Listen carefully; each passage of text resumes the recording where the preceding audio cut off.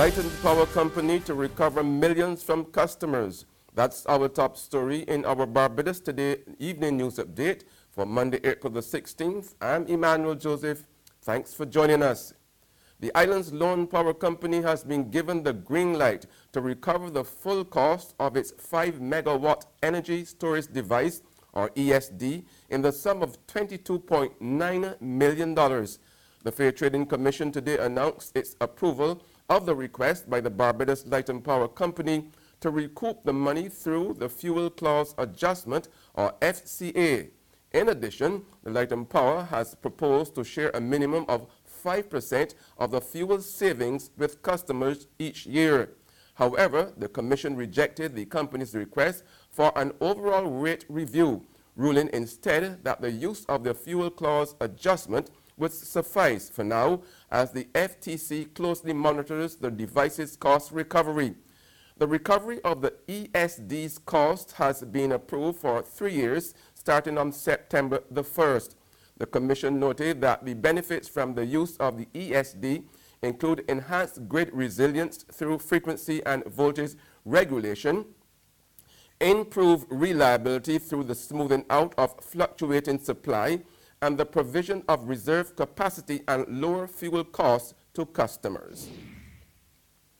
It's not true that South General Secretary of the incumbent Democratic Labour Party, George Pilgrim, is describing reports that alien Member of Parliament for Christchurch East, Dr. Denis Lowe, is to be replaced by Director of the Urban Development Commission, Derek Allen. Pilgrim told Barbados Today this afternoon that Lowe was the confirmed candidate for the DLP. While Allen could not be reached for comment, well-placed sources say Lowe, who has been warded at the state-run Queen Elizabeth Hospital for the past 3 months, remains in serious condition. The opposition Barbados Labour Party is fielding Attorney-at-Law Wilfred Abrams against Lowe. The days of seeing the Barbados Union of Teachers and the Ministry of Education slugging out in the media over industrial relations matters are over. That's the position of newly elected president of the Barbados Union of Teachers, Sean Spencer. Spencer told Barbados Today this morning that tackling relations with the ministry would top the list of priorities. He said discussions with the ministry would be more formalized, meaningful, and productive. However, the new president made it clear that while the emphasis was on adherence to industrial relations best practices, it will not take away from the ferocity with which the union intends to defend the rights of its members. There's regional and international news after this short break.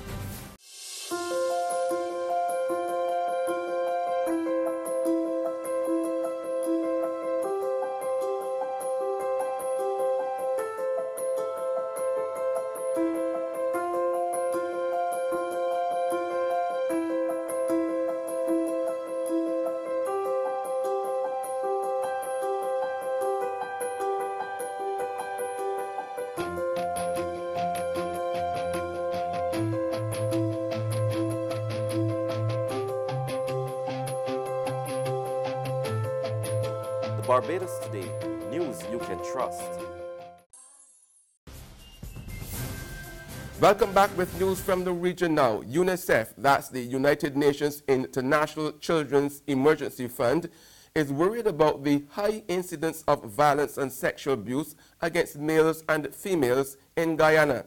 The UNICEF representatives in Georgetown says a startling 1,000 cases have been reported during the past 3 years. Kristen McLaughlin has more. The frequency and high level of violence demand action by all, and the recent establishment of the Sexual Offences Court in Guyana is a concrete, tangible step that the country is taking to prevent and respond to violence, particularly sexual violence.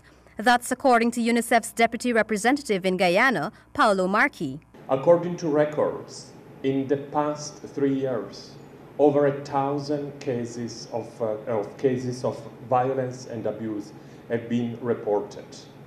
This is a very worrying number in a country like Guyana, and this is just the reported cases. As you all know, this is the tip of the iceberg. Dr. Markey addressing participants at the two-day training session for persons working at the Sexual Offences Court.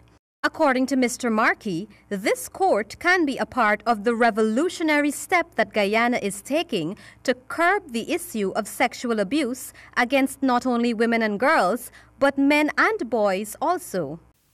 And on the international scene, British Prime Minister Theresa May says her decision to join the United States and France in launching military action in Syria was not done because President Trump asked her to. Facing criticism for taking the decision without seeking parliamentary approval, Prime Minister May told the legislature today it was done in the national interest. The military strike was carried out following the Syrian government's suspected use of chemical weapons against its own people. Speed was essential to alleviate humanitarian suffering and provide security on our operations. The decision required intelligence and information which could not be shared with Parliament. That from UK's Prime Minister Theresa May. She faced MPs at the House of Commons after the airstrikes on Syria with the US and France. Let me be absolutely clear. We have acted because it is in our national interest to do so. It is in our national interest to prevent the further use of chemical weapons in Syria and to uphold and defend the global consensus that these weapons should not be used. For we cannot allow the use of chemical weapons to become normalised, either within Syria, on the streets of the UK or elsewhere. So we have not done this because President Trump asked us to do so. We have done it because we believed it was the right thing to do. And that's news, but for the very latest, visit our website at www.barbadostoday.bb. You can also subscribe to our e-paper, email updates, or like us on Facebook. We are also on Izumi Media and bus terminals, as well as screenplay at supermarkets and gas stations near you.